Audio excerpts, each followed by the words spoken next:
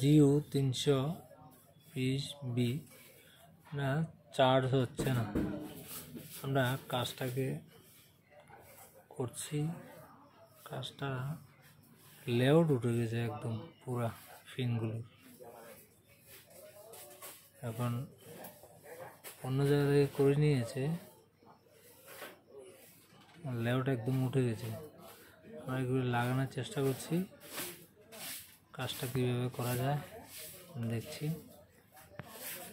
যাদের এই সমস্যাগুলি হয় তারা নিয়ে আসতে পারো, কাজগুলি আমাদের সাথে যোগাযোগ করে নিতে পারো। আর কাজগুলি ভালো লাগলে একটা লাইক দিবা, আর একটা শেয়ার করবা, কমেন্ট করবা। যারা ফেসবুকে কাজ করে সাপোর্ট করবা, আমিও সাপোর্ট করব সবাইকে।